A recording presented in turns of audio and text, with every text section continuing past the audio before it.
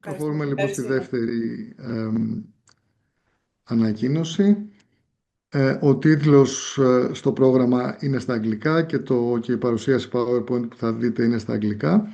Η παρουσίαση όμως θα γίνει στα ελληνικά, όπως με ενημέρωσε η κυρία Παλαιοθόδωρου, η οποία θα την παρουσιάσει. Είναι μια εργασία που έχει γίνει στο πλαίσιο, η ανακοίνωση προέρχεται από διπλωματική εργασία στο πλαίσιο του προγράμματος του μεταπτυχιακού του ΕΑΠ, ε, ε, σύγχρονη τάση στη γλωσσολογία για εκπαιδευτικούς και ιδιαίτερα στην θεματική ενότητα πολυγλωσσία και γλωσσική εκπαίδευση. Οπότε τα άλλα ονόματα που βλέπετε εκτός από της βασικής ερευνήτριας και παρουσιάστριας είναι η κυρία Ρουσουλιώτη που ήταν και στην προηγούμενη, ο ομιλών, που η κυρία Ρουσουλιώτη ήταν η κύρια επιβλέπουσα, εγώ δεύτερος επιβλέπων, και η κυρία Παπασπίλιου που, αν δεν κάνω κάποιο μεγάλο λάθος θα με διορθώσετε, είναι στο Hellenic Center στο Λονδίνο και συνεργάστηκε για την έρευνα. Ωραία. Οπότε, κυρία Παλαιοθοδόρου, Κυρία σας δίνουμε Ανδρουλάκη, το λόγο. Ναι, να πούμε λιγάκι ότι η κυρία Παπασπίλιου δεν θα μπορέσει να είναι μαζί μας σήμερα λόγω εντάξει. έκτακτων υποχρεώσεων, αλλά είναι μαζί μας από το Hellenic Center η κυρία Γκιόκα, αν τη θυμόσαστε. Ναι, Ο προηγούμενη εργασία ωραία. που εργάζεται πλέον στο Hellenic Center. Ωραία, Γεια σας και χαίρομαι από πολύ. μένα. Χαίρομαι πολύ. Ναι, ναι. Όπως λέγε η Ρουσουλιώτη, τη θυμόμαστε γιατί όντως και αυτή είχε κάνει μια πολύ αξιόλογη διπλωματική εργασία στο ίδιο πλαίσιο που προανέφερα. Κυρία Ευχαριστώ πολύ. Παλαιοθοδόρου, βλέπουμε την αρχική διαφάνεια. Ναι, ναι. Έχετε το λόγο. Είναι Καλησπέρα και από ακριβώς, μένα. ακριβώς και 30. Μπορείτε να Χαίρομαι πολύ που ξεκινήσετε. σας βλέπω Ευχαριστούμε. όλους. Σήμερα θα παρουσιάσω μια μελέτη περίπτωσης σχετικά με τη διδασκαλία της νέας ελληνικής ως ξένης γλώσσας σε ενήλικες μαθητές.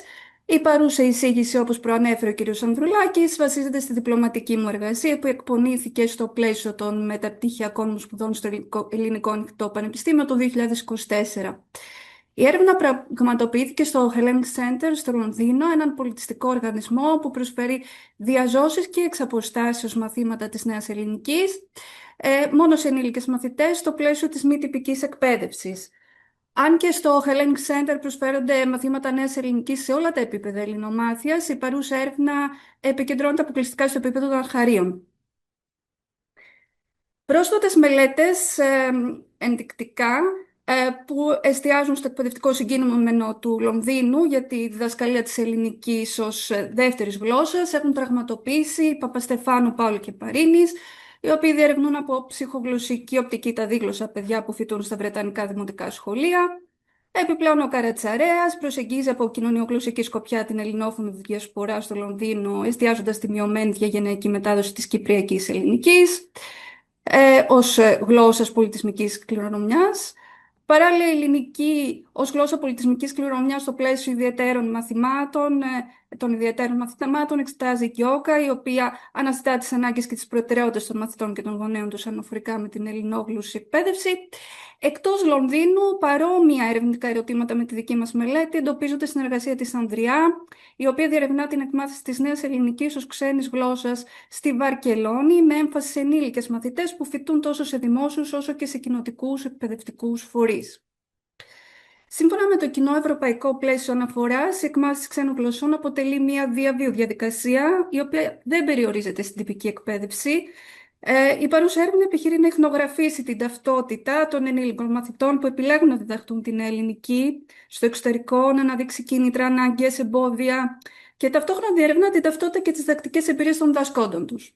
Σε αντίθεση με τις έρευνες που έχουν διεξαχθεί ως τώρα στο Λονδίνο, οι οποίες επικεντρώνονται κυρίως σε ανήλικους μαθητές και στην διδασκαλία της ελληνικής ως γλώσσας πολιτισμικής κληρονομιάς, η παρούσα έρευνα εστιάζει σε αλόγλωσσους ενήλικες μαθητές με πολυγλωσσικό υπόβαθρο, που διαμένουν στο εξωτερικό και στη συντριπτική πλειοψηφία τους δεν έχουν δεσμούς καταγωγής με την Ελλάδα. Έτσι, επιχειρεί να συμβάλλει στον εμπλουτισμό της βιβλιογραφίας για την ελληνική ως ξένη γλώσσα εκτός ελληνόφωνου χώρου. Αναζητήθηκαν, περνώντας τα ερευνητικά ερωτήματα, το ατομικό και γλωσσικό προφίλ των ενήλικων μαθητών, το ατομικό και το επαγγελματικό προφίλ των εκπαιδευτικών, οι λόγοι εκμάθησης της νέας ελληνικής, οι δυσκολίες και τα εμπόδια που αντιμετωπίζουν οι μαθητές, η μαθησιακή και η διδακτική εμπειρία των μαθητών και των διδασκόντων αντίστοιχα. Μεθοδολογικά, η μελέτη υιοθετεί την προσέγγιση της ψηφιακής εθνογραφικής έρευνας πεδίου. Η χρήση ψηφιακών μέσων διευκόλυνε την τεκμηρίωση, την αποθήκευση, την παρουσίαση δεδομένων, επέτρεψε την αλληλεπίδραση με την ομάδα στόχο και φυσικά μείωσε το κόστος της φυσικής μετάβασης στο πεδίο. Η συλλογή δεδομένων πραγματοποιήθηκε σε δύο φάσεις.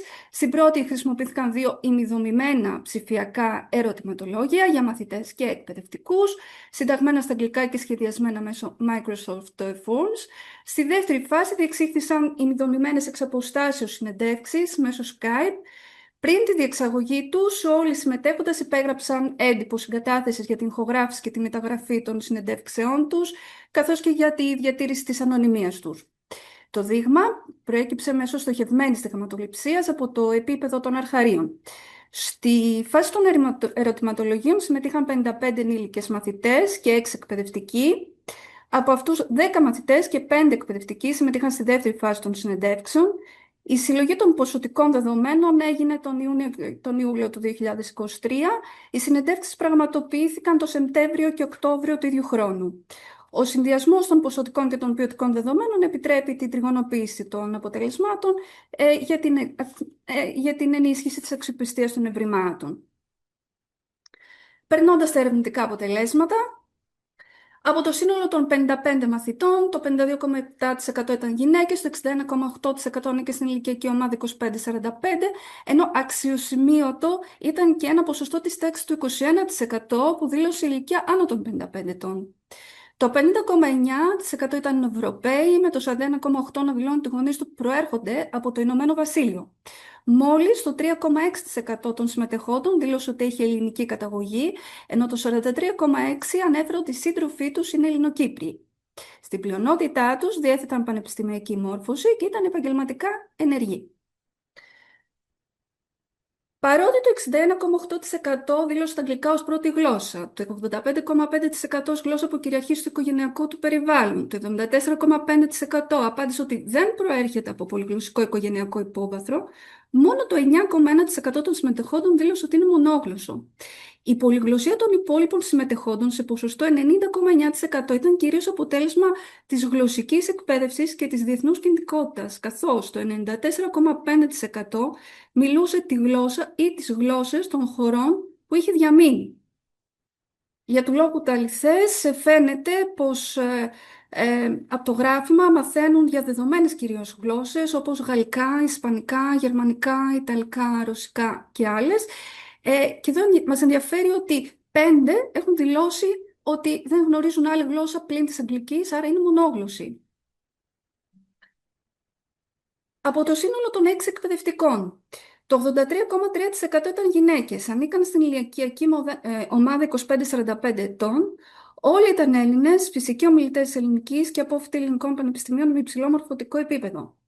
Το 66,7% δήλωσε ότι η διδασκαλία της νέας ελληνικής στους ξένους δεν είναι η κύρια επαγγελματική τους ενασχόληση και το 83,3% των συμμετεχουσών δήλωσε ότι διαθέτει εμπειρία στη διδασκαλία της νέας ελληνικής ως ξένης γλώσσας, η οποία αποκτήθηκε μέσω της παροχής μαθημάτων σε ελληνικά σχολεία του Λονδίνου, σε τμήματα ελληνικών πανεπιστημίων του Ηνωμένου Βασιλείου, σε πρόσφυγες και μετανάστες, καθώς και μέσω της ιδιωτικής διδασκαλίας.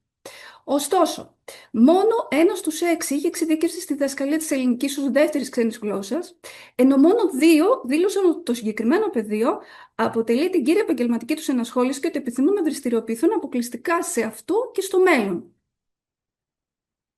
Από τα κυριότερα κίνητρα ανάπτυξης ενδιαφερόντων για την εκμάθηση της νέας ελληνικής ήταν η θετική συνολική εντύπωση που είχαν αναπτύξει για την Ελλάδα και η ελληνοκυπριακή καταγωγή του συντρόφου τους.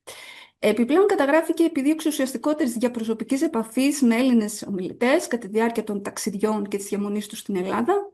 Δεν έλειψαν οι λόγοι που σχετίζονται με την προσωπική εξέλιξη και τη μαθησιακή ευχαρίστηση. Σε 5 απαντήσεις αναφέρθηκε η μεικτή ελληνική καταγωγή των ίδιων των μαθητών ως λόγος για την εκμάθηση της ελληνικής. Λιγότερες απαντήσεις συγκέντρωσαν κίνητρα όπως οι φιλικές ή επαγγελματικές συναναστροφές με Έλληνες, η πρόθεση μελλοντικής εγκατάστασης στην Ελλάδα, η ιδιοκτησία στη χώρα, η προγενέστερη επαφή με την αρχαία ελληνική γλώσσα, οι επαγγελματικές υποχρεώσεις, καθώς και η πρόληψη της άνοιας. Οι λόγοι εκμάθησης της νέας ελληνικής που αναδείχθηκαν μέσω του ερωτηματολογίου επαληθεύτηκαν και από τις συνεντεύξεις των πληροφορητών. Η πλειονότητα των συμμετεχόντων είχε αναπτύξει θετική στάση και αισθήματα σεβασμού προς τη χώρα, τον πολιτισμό και τα ιδιαίτερα χαρακτηριστικά της ελληνικής γλώσσας. Αρκετά συχνά ανέφεραν την εκμάθηση της ελληνικής ως παράγοντα ενίσχυσης της συντροφικής επικοινωνίας και ως γλώσσα γέφυρα για την επικοινωνία με το ευρύτερο ελληνικό οικογενειακό περιβάλλον των συντρόφων τους. Η βαθύτερη επαφή με την Ελλάδα, υπερβαίνοντας τους τυπικούς τουριστικούς λόγους, ήταν επίσης μια συχνή απάντηση. I feel like an English tourist. Αλλά και ενασχόληση με την ελληνική ως μέσο για τη διατήρηση και την ενίσχυση της δημιουργικότητάς τους. Ένα από τα βασικά ευρήματα αφορά τις γλωσσικές δυσκολίες των μαθητών. Το 72,7% των μαθητών ανέφερε φωνητικές και φωνολογικές δυσκολίες, κυρίως λόγω της έλλειψης εξοικείωσης με αλφαβητικά συστήματα πλην του λατινικού. Ιδιαίτερη δυσκολία καταγράφηκε στην προφορά γραφημάτων του ελληνικού αλφαβήτου που μοιάζουν με λατινικά, το όμικρον με το ωμέγα με το W ή το ρο με το P. Επιπλέον κατέγραψαν δυσκολίες στην απομνημόνευση, προφορά, ανάγνωση, ορθογραφία και φωνολογική επίγνωση φωνημάτων που δεν υπάρχουν στη γλώσσα τους, το γ και το χ, ή στο συνδυασμό γραμμάτων όπως το αβ και το εδ. Επίσης ανέφεραν την πολυτυπία της γραφής των φωνημάτων ι και ο, τις διαφορές κεφαλαίων πεζών, τη θέση του τόνου. Σε μορφοσυντακτικό επίπεδο, μαθητές ανέφεραν δυσκολίες στην κατανόηση των πτώσεων, των γενών, των άρθρων και της μεταγλωσσικής ορολογίας, ενώ το 50% των διδασκόντων επισήμανε τη συνολική δυσκολία κατανόησης της ελληνικής σύνταξης. Το 47,3% των μαθητών δήλωσε δυσκολίες στην παραγωγή προφορικού λόγου και το 36,4% δυσκολίες στην κατανόηση προφορικού λόγου, με τους εκπαιδευτικούς να επιβεβαιώνουν τα προβλήματα στην προφορά, στην αλληλεπίδραση και στην παρακολούθηση των ακουστικών δραστηριοτήτων. Τέλος, αναδύεται και μια ψηφιακή διάσταση της μάθησης, καθώς αρκετοί μαθητές αναφέρουν δυσκολίες στην πληκτρολόγηση στα ελληνικά. Αξιοσημείωτο είναι ότι όσοι έχουν Έλληνες ή ελληνοκύπριους συντρόφους φαίνεται να υποφελούνται από την αυξημένη έκθεση στη γλώσσα, ιδιαίτερα όσον αφορά την προφορά. Οι ενήλικες αντιμετωπίζουν πολλαπλά καταστασιακά εμπόδια που επηρεάζουν την επίδοσή τους. Όπως ανέφεραν στις συνεντεύξεις, 5 στους 10 αφιερώνουν συνήθως λιγότερο από μία ώρα την ημέρα στη μελέτη λόγω επαγγελματικών και οικογενειακών υποχρεώσεων. Παράλληλα, οι 4 στους 5 εκπαιδευτικούς υπογράμμισαν προβλήματα στη διαχείριση του χρόνου, στο χαμηλό επίπεδο δέσμευσης και έκθεση στη γλώσσα εκτός τάξης. Ένα θεσμικό εμπόδιο που ανέδειξαν οι μαθητές ήταν το κόστος των μαθημάτων. Learning languages should be more promoted and less expensive, αναφέρουν. Και οι δύο ομάδες επισημαίνουν δυσκολίες στη μνήμη, κυρίως στην απομνημόνευση και στην ανάκληση του λεξιλογίου, καθώς και προβλήματα στην προφορά, τα οποία συχνά αποδίδονται στην ηλικία και στη μειωμένη ευελιξία του φωνολογικού συστήματος. Παράλληλα, οι εκπαιδευτικοί αναφέρουν πιο αργή προσπέλαση της νέας γνώσης, ενώ οι μαθητές βιώνουν τις δυσκολίες αυτές ως απογοήτευση και καθυστέρηση στην πρόοδο. Ωστόσο, μαθητές και εκπαιδευτικοί υπογραμμίζουν ότι το κίνητρο, η θέληση, η δέσμευση, η έφεση στις γλώσσες παίρνουν σημαντικότερο ρόλο από την ηλικία. It's how motivated you are rather than cognitive ability. Ιδιαίτερη έμφαση δίνεται από τις δύο πλευρές στο συναισθηματικό φορτίο της μάθησης ενηλίκων. Το γλωσσικό άγχος και ο φόβος της έκθεσης αναδύονται ως κεντρικά εμπόδια, καθώς οι ενήλικες μαθητές τείνουν να εστιάζουν στην ακρίβεια και την ορθότητα της έκφρασης, γεγονός που οδηγεί σε αναστολές στην επικοινωνία. Speaking is embarrassing, worried about making mistakes. Τέλος, τόσο οι μαθητές όσο και οι εκπαιδευτικοί αναγνωρίζουν το καταστασιακό εμπόδιο της συνύπαρξης μαθητών με διαφορετικές μαθησιακές ταχύτητες στο ίδιο τμήμα. Συνολικά τα ευρήματα αναδεικνύουν ότι τα εμπόδια στη μάθηση ενηλίκων δεν είναι μονοδιάστατα, αλλά προκύπτουν από τη δυναμική αλληλεπίδραση ατομικών, συναισθηματικών και παιδαγωγικών παραγόντων. Το 96,4% δήλωσε ικανοποιημένο συνολικά από τη διδασκαλία στο Hellenic Center και ειδικότερα το 72,7% δήλωσε ικανοποιημένο από τη διδακτική μέθοδο του Hellenic Center, από τη διάρκεια του εβδομαδιαίου μαθήματος, από το ρυθμό κάλυψης της ύλης. Το εγχειρίδιο επικοινωνεί στα ελληνικά θεωρείται χρήσιμο, καθώς σχετίζεται με την καθημερινή ζωή των ενηλίκων μαθητών, αλλά ταυτόχρονα επικρίνεται για το παροχημένο περιεχόμενο, τις ασαφείς επεξηγήσεις, την περιορισμένη καταλληλότητα για αυτοδύναμη μελέτη και το κόστος του. Όσον αφορά τη μορφή των μαθημάτων, τα ομαδικά προτιμώνται κυρίως για την κοινωνική αλληλεπίδραση και την αμοιβαία υποστήριξη μεταξύ των εκπαιδευόμενων, αν τα ιδιαίτερα εκτιμώνται για τον εξατομικευμένο ρυθμό και τη στοχευμένη διδασκαλία που προσφέρουν. Τα διαδικτυακά μαθήματα επιλέγονται για πρακτικούς λόγους, ιδίως από όσους κατοικούν εκτός Λονδίνου ή ταξιδεύουν συχνά. Οι μαθητές, προτείνοντας τρόπους βελτίωσης, επισήμαναν ότι υπάρχει μια ανισορροπία στην ανάπτυξη των δεξιοτήτων. Η γραμματική και η κατανόηση γραπτού λόγου διδάσκονται περισσότερο σε σχέση με την παραγωγή και την κατανόηση προφορικού λόγου, γι' αυτό προτείνουν την αύξηση της προφορικής και ακουστικής εξάσκησης. Άλλες προτάσεις περιλάμβαναν πιο αργό ρυθμό σε ορισμένες ενότητες, συστηματική επανάληψη, μικρότερα ομαδικά τμήματα και καλύτερη τεχνική οργάνωση των διαδικτυακών μαθημάτων. Τέλος, δεδομένου ότι το 74,5% αξιοποιεί διαδικτυακές πλατφόρμες ελεύθερης εκμάθησης γλωσσών, ταινίες, τραγούδια, βιβλία και podcasts, το 33,1% ζητά να εμπλουτιστεί τη διδασκαλία με διαδραστικό υλικό. Το 83,3% των δασκόντων θέτει ως βασικό στόχο την επίτευξη της αποτελεσματικής επικοινωνίας. Ωστόσο, το 50% δεν θεωρεί επαρκή τη 1,5 ώρα εβδομαδιαίως για την ενίσχυση της αυτοπεποίθησης στην παραγωγή προφορικού λόγου. Το 66,7% των δασκόντων υιοθετεί μια δίγλωση προσέγγιση, χρησιμοποιώντας τόσο την αγγλική όσο και την ελληνική γλώσσα, ιδιαίτερα στα αρχικά επίπεδα των αρχαρίων. Οι διδάσκοντες αναγνωρίζουν ότι η χρήση της ελληνικής μπορεί αρχικά να προκαλέσει αντίσταση, κυρίως στους μονόγλωσσους αγγλόφωνους μαθητές, αλλά τη θεωρούν απαραίτητη για την ανάπτυξη της αυτοπεποίθησης και της επικοινωνιακής ικανότητας. Όλοι συμφωνούν ότι η προηγούμενη πολυγλωσσική εμπειρία των μαθητών υποστηρίζει την εκμάθηση της ελληνικής, ιδιαίτερα όταν είναι εξοικειωμένοι με άλλες κλητικές γλώσσες. Το 83,3% προτιμά τη διαζώσης, διδασκαλία για την παιδαγωγική αλληλεπίδραση, τον καλύτερο έλεγχο της τάξης και την ισχυροποίηση του κινήτρου εκμάθησης. Το 66,7% διδάσκει την γραμματική κυρίως μέσα από πρακτικά παραδείγματα και εστίαση στον τύπο, καθώς οι μαθητές έχουν περιορισμένη εξοικείωση με τη σχετική ορολογία. Παράλληλα, το 50% διδάσκει το λεξιλόγιο εστιασμένο, υποστηριζόμενο από λίστες, εικόνες και ψηφιακά εργαλεία. Παρά το ότι οι περισσότεροι διδάσκοντες ακολουθούν το σύλλαβο του Hellenic Center και το θεωρούν καθοδηγητικό εργαλείο, που διασφαλίζει ότι όλοι οι μαθητές κατακτούν τις ίδιες βασικές δεξιότητες μέσα στο ίδιο χρονικό πλαίσιο, ωστόσο θεωρούν ότι πρέπει να επικαιροποιηθεί. Παρομοίως, το εγχειρίδιο επικοινωνίας στα ελληνικά εκτιμάται για την επικοινωνιακή του προσέγγιση, τις θεματικές ενότητες, τη γραμματική, ωστόσο επισημαίνονται σημαντικοί περιορισμοί, ιδίως σε ό,τι αφορά τα μη επικαιροποιημένα κείμενα, τις δραστηριότητες ακρόασης, την εξάσκηση στην προφορά, τα τυπογραφικά λάθη και την ελλειπή ενσωμάτωση των ΤΑΦΠΕ. Προκύπτει λοιπόν ότι οι διδάσκοντες, στην πλειοψηφία τους, δραστηριοποιούνται σε ένα συναφές με το πτυχίο τους αντικείμενο, ωστόσο μόνο 1 στους 6 διαθέτει εξειδίκευση στη διδασκαλία της ελληνικής ως ξένης. Οι μαθητές διαθέτουν μια πολλαπλογλωσσική ικανότητα, συνδεδεμένη με την κινητικότητα και την κοινωνική ένταξη. Η εκμάθηση της ελληνικής δεν ξεκινά από μηδενική βάση, αλλά οικοδομείται πάνω σε υπάρχουσες μεταγλωσσικές και διαγλωσσικές δεξιότητες, επιβεβαιώνοντας τη θεωρία της διαγλωσσικής μεταφοράς.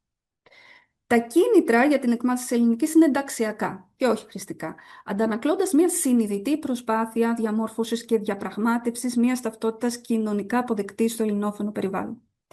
Όσοι μαθητές αντιμετωπίζουν φωνητικές και φωνολογικές δυσκολίες, φαίνεται ότι έχουν έρθει σε επαφή μόνο με το λατινικό αλφάβητο. Οι μεταγλωσσικές δυσκολίες και οι δυσκολίες κατανόησης του ελληνικού μορφοσυντακτικού συστήματος φαίνεται να οφείλονται στις δομικές διαφορές του με το αγγλικό. Στους ενήλικες μαθητές, ο ψυχολογικός παράγοντας του γλωσσικού άγχους και ο φόβος της έκθεσης λόγω έλλειψης χρόνου αντίδρασης και τακτικής πρακτικής άσκησης φαίνεται να επηρεάζουν την απόδοση τόσο στην προφορά όσο και στην πρόσβαση στο λεξιλόγιο. Γεγονός που επιδρά στην παραγωγή προφορικού λόγου. Στην κατανόηση προφορικού λόγου φαίνεται ότι επιδρά ο ελλειπής χρόνος έκθεσης στη γλώσσα στόχου. Οι μαθητές αντιμετωπίζουν καταστασιακά εμπόδια λόγω των οικογενειακών και των επαγγελματικών τους υποχρεώσεων, όπως και θεσμικά που σχετίζονται με το κόστος των μαθημάτων. Τα ευρήματα δείχνουν ότι η ηλικία δεν αποτελεί καθοριστικό παράγοντα στην εκμάθηση της νέας ελληνικής ως ξένης. Οι δυσκολίες που αποδίδονται στην ηλικία εντοπίζονται κυρίως σε φωνολογικές και μνημονικές πτυχές. Ωστόσο, τόσο οι μαθητές όσο και οι εκπαιδευτικοί υπογραμμίζουν ότι ποιοτικοί παράγοντες όπως το κίνητρο, η θέληση, η δέσμευση παίζουν σημαντικότερο ρόλο από την ηλικία. Το σύλλαμπους θεωρείται χρηστικό αναφορικά με τους διδακτικούς στόχους και το περιεχόμενο της ύλης, ωστόσο πιστεύουν ότι χρήζει επικαιροποίησης. Το πρώτο τεύχος του εγχειριδίου επικοινωνίας στα ελληνικά κρίνεται θετικά για την καταλληλότητα για το ενήλικο κοινό, το ρυθμό της ύλης, τις θεματικές ενότητες, την έμφαση στις επικοινωνικές δεξιότητες και την οργάνωση γραμματικής. Αρνητικά για τη μη επικαιροποιημένη εκδοσή του από το 2002, την προβληματική εξήγηση γραμματικών φαινομένων, τα τυπογραφικά λάθη κυρίως σε κλειτικά επιθήματα, την απουσία των ΤΑΦΠΕ, την ανάγκη χρήση και άλλων χειριδίων, τον αργό ρυθμό και το κόστος. Η διδασκαλία γραμματικής γίνεται έμεσα με πρακτικό τρόπο και εστίαση στον τύπο χωρίς τη χρήση μεταγλωσσικών όρων. Η διδασκαλία του λεξιλογίου γίνεται με άμεση διδασκαλία και με την τεχνική της διασημειωτικής προσέγγισης. Οι ενήλικες μαθητές δείχνουν τάσεις αυτονόμησης από το πεδίο της διδασκαλίας, αναζητώντας και άλλους τρόπους μελέτης μέσω των ΤΑΦΠΕ ή των Ελλήνων συντρόφων τους. Συμπερασματικά. Το Hellenic Center διαδραματίζει ένα κέριο ρόλο στην πρόθεση της ελληνικής στους ξένης, ενισχύοντας την εκπαίδευση ελληνικών στο πλαίσιο της διαβίου μάθησης, μέσα σε ένα διεθνές περιβάλλον στο οποίο η αγγλική γλώσσα κυριαρχεί. Προωθεί τη διδασκαλία της ελληνικής στους ξένης σε ένα κοινό που προέρχεται από ευρωπαϊκές και άλλες εθνικότητες, ενώ στηρίζει από κοινού με τις σχολικές μονάδες της τυπικής και της παροικιακής εκπαίδευσης την ελληνόγλωσση εκπαίδευση ενηλίκων στο Ηνωμένο Βασίλειο. Τα ευρήματα καταδεικνύουν ότι η εκμάθηση της νέας ελληνικής ως ξένης γλώσσας εντάσσεται σε ένα πλαίσιο λειτουργικής και βιωματικής πολυγλωσσίας, το οποίο συνδέεται άμεσα με την κοινωνική ένταξη και την κινητικότητα των μαθητών. Η προηγούμενη γλωσσική εμπειρία λειτουργεί ενισχυτικά, καθώς ενεργοποιεί μεταγλωσσικές και διαγλωσσικές δεξιότητες, οι οποίες καθιστούν την εκμάθηση της ελληνικής ως μέρος μιας ήδη εδραιωμένης πολυγλωσσικής διαδρομής.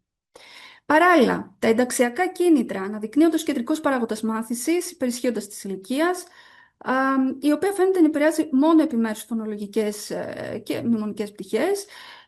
Ωστόσο, το γλωσσικό άγχος, ο περιορισμένος χρόνος έκθεσης και τα εμπόδια επηρεάζουν αρνητικά την απόδοση, ιδίως στην προφορική, παραγωγή και στη λεξιλογική πρόσβαση.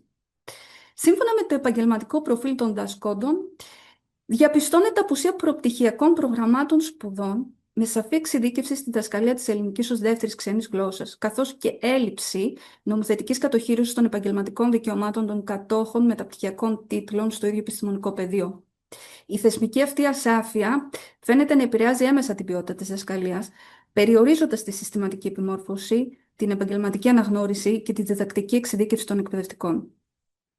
Κυριότερες μας προτάσεις για τη βελτίωση της διδακτικής διαδικασίας είναι η ενίσχυση των εβδομαδιαίων ωρών διδασκαλίας με έμφαση στην ανάπτυξη προφορικού λόγου, η ακουστική εξάσκηση και ενίσχυση της φωνολογικής διδασκαλίας ώστε να αναγνωρίζουν και να παράγουν σωστά φθόγκους που δεν απαντώνται στο λατινικό αλφάβητο, η ενσωμάτωση διαγλωσσικών πρακτικών και συγκριτικών προσεγγίσεων στη διδακτική διαδικασία με στόχο την αξιοποίηση των γλωσσικών εμπειριών των μαθητών και τη διευκόλυνση της γλωσσικής κατάκτησης, η αναπλαισίωση της επικοινωνιακής προσέγγισης, καθώς στο πλαίσιο της μεταμεθοδικής εποχής οι εκπαιδευτικοί μπορούν να χρησιμοποιήσουν ευέλικτα, πολυτροπικά εργαλεία που θα στοχεύουν και στη μείωση του γλωσσικού άγχους, όπως τη δραματοποίηση, τα project-based learning, τη συνεργατική μάθηση. Τέλος, κρίνεται αναγκαία επικαιροποίηση του αναλυτικού προγράμματος και του διδακτικού εγχειριδίου, η ενσωμάτωση των ΤΑΦΠΕ, καθώς και ταυτόχρονη επιμόρφωση των διδασκόντων διδασκουσών. Περιορισμούς στην έρευνα επιφέρουν το μικρό σχετικά δείγμα και η περιγραφική ερμηνεία της ποιοτικής προσέγγισης, τα ανοιχτά ερωτήματα του ενδομημένου ερωτηματολογίου και η υποκειμενικότητα της ερευνήτριας. Ως μελλοντική προέκταση προτείνεται η συγκριτική έρευνα σε ενήλικους μαθητές που φοιτούν σε όλα τα επίπεδα ελληνομάθειας, στο Hellenic Center καθώς και στους εκπαιδευτικούς τους, και μια πιο εκτεταμένη έρευνα σε δομές ελληνόγλωσσης εκπαίδευσης στο Λονδίνο που διαθέτουν τμήματα ενηλίκων. Είναι και ΤΕΓ και ανώτατα ιδρύματα. Κλείνοντας, θα ήθελα να εκφράσω τις θερμές μου ευχαριστίες στους καθηγητές μου, στους επόπτες μου, στη διπλωματική εργασία, στη φίλη μου, τη Μάρθα, που ήταν ο συνδεσμός μου με το Hellenic Center, και βέβαια στην κυρία Ευαγγελιαρούσου για την πολύτιμη συνεργασία και την άδεια που μου παρήχε να διεξαγάγω την έρευνα εκεί. Ευχαριστώ για την προσοχή σας. Ωραία, ευχαριστούμε και εμείς. Να κλείσω το διαμοιρασμό, θέλετε? Ναι, καλύτερα νομίζω, ναι. Ευχαριστούμε. Ερωτήσεις προς την κυρία Παλαιό. Τελικά δεν έχω καταλάβει αν ο τόνος είναι όντως το... Παλαιοθοδόρου είναι. Ναι, ναι. Ξέρετε, το επίθετό σας έχει ένα κομμάτι λόγιο και ένα κομμάτι λαϊκό όλα μαζί. Οπότε ο τόνος μετά θα μπορούσε να είναι Ναι, οπουδήποτε, ναι, έχω την εντύπωση. ναι. Να δώσουμε το λόγο στην κυρία Είναι η Γκιόκα. επτανησιακή καταγωγή γι' αυτό μάλλον. Εντάξει, ωραία, ωραία. Κυρία Γκιόκα. Γεια σας. Αρχικά πολύ ενδιαφέρουσα η έρευνα. Γεια σου, Αντωνία. Χαίρομαι Μια, που σε τι βλέπω. κάνεις? Είμαι καλά. Εγώ είχα ένα ερώτημα τώρα, αυτό μπορεί να το έθιξες, αλλά εγώ να μην το συγκράτησα. Ναι, Όσον αφορά τα μεθοδολογικά εργαλεία. ναι, Δηλαδή, έχεις σαν μεθοδολογικό εργαλείο το ερωτηματολόγιο που έδωσες σε 55 μαθητές και 6 δασκάλους ναι, και διεξήγαγες και συνεντεύξεις με 10 μαθητές και 5 δασκάλους. ακριβώς. Δεν κατάλαβα λίγο το περιεχόμενο, δηλαδή για ποιο λόγο χρησιμοποιείς το κάθε εργαλείο. Είχες Μμμ. παρόμοιες ερωτήσεις, πιο εξειδικευμένες ίσως για τις Ναι. συνεντεύξεις? Ωραία ερώτηση. Λοιπόν, τα ερωτηματολόγια είχαν ερωτήσεις ανοιχτού και κλειστού τύπου. Ε, τα ερωτηματολόγια αυτά διανεμήθηκαν σε όλους τους μαθητές αρχάριου επίπεδου στο Hellenic Center, απαντήθηκαν από 55. Ε, υπήρχαν ερωτήσεις που είχαν συγκεκριμένες απαντήσεις, αλλά υπήρχαν και πολλές ερωτήσεις τις οποίες επίτηδες τους άφησαν να απαντήσουν ελεύθερα. Ε, Επειδή η συλλογή των ποσοτικών δεδομένων έγινε 2 μήνες πριν τις ποιοτικές συνεντεύξεις, είχα το χρόνο λίγο να επεξεργαστώ τα δεδομένα, οπότε στις συνεντεύξεις ξαναέκανα τις ίδιες ερωτήσεις, αλλά ζητούσα περισσότερες επεξηγήσεις πια. Πάνω σε αυτά που εγώ θεωρούσα δηλαδή ότι ήθελαν μεγαλύτερο βάθος. Άρα παρόμοιες ερωτήσεις, αλλά πιο εξειδικευμένες. Ναι, και πλέον επειδή οι συνεντεύξεις, οι περισσότερες από αυτές, και σε εκπαιδευτικούς και σε μαθητές, διήρκεσαν από 15 λεπτά το λιγότερο, 44 λεπτά το περισσότερο, ε, είχα την ευκαιρία δηλαδή πολλά πράγματα να τα διαλευκάνω. Και πολλά πράγματα που στα ερωτηματολόγια μου δημιουργούσαν πολλά ερωτήματα, ας πούμε, τα ρώτησα, ναι. Ναι. Και ο διαμοιρασμός έγινε, φαντάζομαι, μέσα από το Hellenic, έτσι, με την... Ωραία, λοιπόν, ωραία ερώτηση και αυτή, να το επισημάνω και αυτό. Ναι, τα ερωτηματολόγια διανεμήθηκαν μέσω mail σε όλους τους μαθητές, μέσω του Hellenic Center. Στο τέλος του ερωτηματολογίου, τόσο για τους εκπαιδευτικούς όσο και για τους μαθητές, είχα ένα optional, που έλεγαν ότι όσοι θέλετε να περάσετε από συνέντευξη, μπορείτε να σημειώσετε το όνομά σας και το mail σας και να επικοινωνήσει η ερευνήτρια μαζί σας. Έτσι και έγινε. Είχα αρκετά μεγάλη συμμετοχή, δηλαδή από τους 55 μαθητές 26 απάντησαν θετικά, όμως λόγω πολλών υποχρεώσεων που έχουμε όλοι μας τέλος πάντων, καταφέραμε με 10 από αυτούς, από τους μαθητές εννοώ, να κάνουμε τις συνεντεύξεις και με 6 εκπαιδευτικούς τους. Τέλεια, τέλεια. Ευχαριστώ. Να είσαι καλά. Υπάρχει κάποια άλλη ερώτηση? Δεν βλέπω κάτι. Εγώ ήθελα Περί να πω αξιολόγηση. πόσο συστηματικά δούλεψε η Αντωνία Ωραία, ωραία. για την Ευχαριστούμε, εκπόνηση Φρόνη. αυτής της εργασίας, με πόσο ζήλο, η Αντωνία λέω, συγγνώμη, έχω πάει σε προηγούμενο εξάμηνο, πόσο συστηματικά δούλεψε η Αγγελική για αυτή την εργασία, με πόσο ζήλο, πόσο ενδιαφέρον έδειξε άοκνα, χωρίς να παραπονεθεί, να μπορέσει να έρθει σε επαφή με τους μαθητές και τους καθηγητές που ήταν μακριά, να δώσει τα ερωτηματολόγια, να συγκεντρώσει απαντήσεις, να πάρει τις συνεντεύξεις, με ιδιαίτερη μεγάλη εργατικότητα και ενδιαφέρον. Γι' αυτό και θεωρώ ότι το αποτέλεσμα είναι πολύ αξιόλογο. Δεν ξέρω αν κάποιοι που είναι στο χώρο μπορούν να μας κάνουν κάποια σχόλια της ελληνόγλωσσης εκπαίδευσης στην Μεγάλη Βρετανία, έχουν κάποια άλλη άποψη. Αλλά ναι, δούλεψε πολύ συστηματικά. Η Αντωνία, επειδή είναι διδάσκουσα στο Hellenic Center, δεν ξέρω αν θέλει να μας καταθέσει κάτι από τη διδακτική της εμπειρία εκεί πέρα, να ενισχύσει λίγο τα δεδομένα μας. Κοίτα, Δεν είναι απαραίτητο πάντως, μην πιέζεστε και είμαστε παρά 1 λεπτό. Οπότε Ωραία, εντάξει, για να πλαισιώσουμε λίγο το χρόνο, γι' αυτό το λέω. όχι, δεν έχουμε πολύ χρόνο. Συμφωνώ και με τους λόγους, από την εμπειρία μου, έτσι, γιατί δουλεύω τώρα 3 χρόνια στο Hellenic Center. Βασικός νούμερο ένα λόγος, θα έλεγα εγώ, που μαθαίνουν ελληνικά, τουλάχιστον οι μαθητές μου και όσοι έχουν συναναστραφεί, είναι σίγουρα, ξέρω, επειδή είναι σε σχέση με κάποιον άνθρωπο ελληνικής καταγωγής και θέλουν να επικοινωνούν με την οικογένεια του ή της κτλ. Πολύ βασικός λόγος, οπότε το κομμάτι αυτό. Και δευτερευόντως, όπως έγραψε και η Αγγελική, γιατί ενδιαφέρονται για τον πολιτισμό, τον ελληνικό, μπορεί να έχουν σπίτι στην Ελλάδα ή στην Κύπρο. Ναι, αλλά νούμερο ένα θα έλεγα ότι είναι αυτό που έχει γράψει και η Αγγελική, γιατί κοιτούσα και σήμερα, διάβαζα λίγο παραπάνω την πτυχιακή της για να έχω λίγο μια ευρεία έτσι, εικόνα. Οπότε ναι, ό,τι έγραψε ισχύει στο έπακρο. Οπότε ναι. Ωραία, ωραία, ευχαριστούμε. Κάναμε και validation. Κυρία Παλαιοθεοδόρου, ευχαριστούμε πολύ Να είστε καλά, ευχαριστώ για και την εγώ. παρουσίαση. Το λέω και ως συνεπιβλέπων και βέβαια ως πρόεδρος της συνεδρίας. Να είστε καλά.